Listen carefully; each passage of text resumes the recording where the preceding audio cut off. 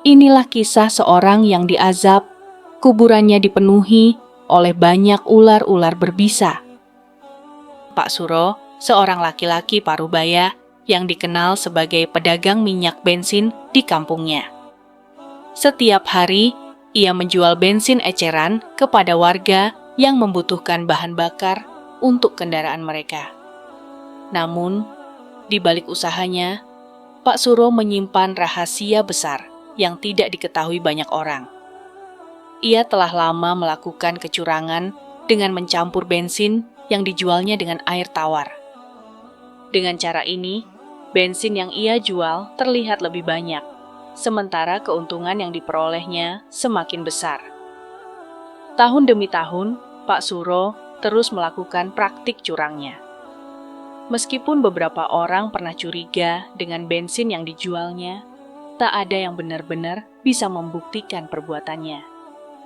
Setiap kali ada yang mengeluh, Pak Suro selalu memiliki alasan untuk membela diri. "Mungkin motormu yang bermasalah," katanya kepada seorang pemuda yang mengeluhkan mesin motornya sering mati setelah membeli bensin darinya. Keuntungan yang diperoleh Pak Suro dari kecurangannya cukup besar. Ia mampu membangun rumah yang lebih besar dibandingkan tetangganya.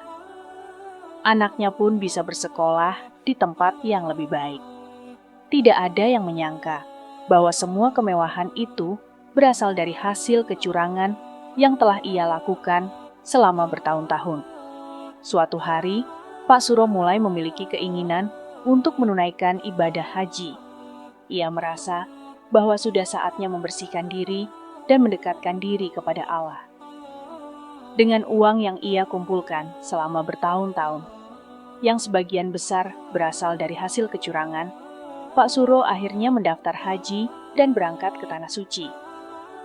Di Mekkah, Pak Suro menjalankan ibadah dengan khusyuk. Ia berdoa di depan Ka'bah, meminta ampunan atas dosa-dosanya, termasuk kecurangannya dalam berdagang. Ia pun menjalankan semua rukun haji dengan sempurna, berharap agar sepulangnya dari sana, ia bisa menjadi pribadi yang lebih baik. Setelah pulang dari ibadah haji, masyarakat di kampungnya mulai menaruh hormat kepadanya.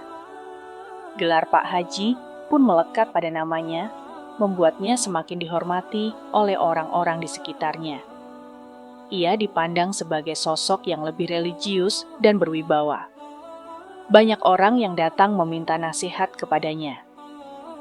Namun, tak lama setelah kepulangannya, sebuah kejadian mengejutkan terjadi. Pak Suro tiba-tiba jatuh sakit. Tubuhnya melemah dan dalam hitungan minggu, ia meninggal dunia. Berita kematiannya tersebar cepat di seluruh kampung. Masyarakat pun berbondong-bondong datang untuk melayat. Semua mengira bahwa Pak Suro meninggal dalam keadaan husnul khatimah, mengingat ia baru saja pulang dari ibadah haji. Namun, kejadian aneh terjadi saat prosesi pemakamannya. Ketika para penggali kubur hendak menurunkan jenazahnya, tiba-tiba dari dalam lubang kubur keluar banyak ular berbisa yang melata dengan ganas. Ular-ular itu tampak marah dan mengeluarkan suara mendesis yang mengerikan. Orang-orang yang melihat kejadian itu terkejut dan ketakutan.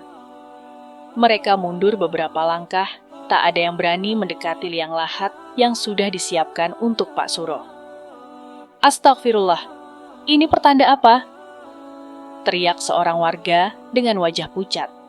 Para tetua kampung berusaha menenangkan warga. Mereka mencoba mengusir ular-ular itu dengan kayu dan batu.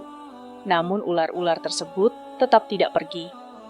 Bahkan, jumlahnya semakin bertambah, seolah-olah mereka sedang menjaga kuburan itu agar tidak ditempati.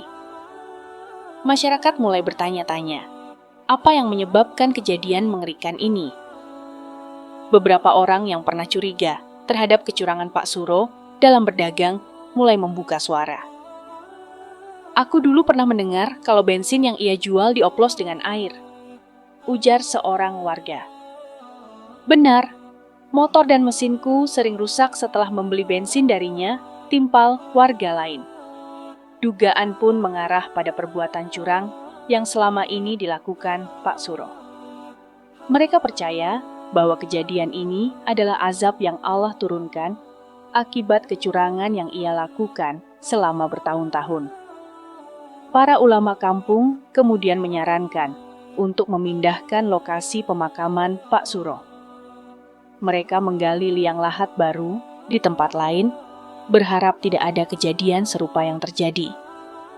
Namun, saat lubang kedua digali, kejadian mengerikan kembali terjadi. Ular-ular yang sama muncul dari dalam tanah.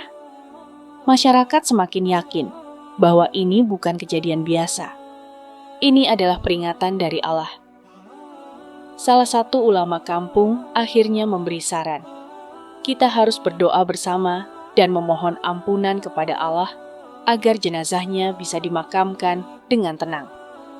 Mereka pun mengadakan doa bersama, meminta agar Allah mengampuni dosa-dosa Pak Suro. Setelah berdoa selama beberapa jam, akhirnya ular-ular itu perlahan-lahan menghilang. Dengan hati-hati, mereka pun akhirnya berhasil menguburkan jenazah Pak Suro. Namun, kejadian ini menjadi pelajaran bagi seluruh warga kampung. Mereka sadar bahwa perbuatan curang yang dilakukan di dunia tidak akan terlepas dari balasan di akhirat.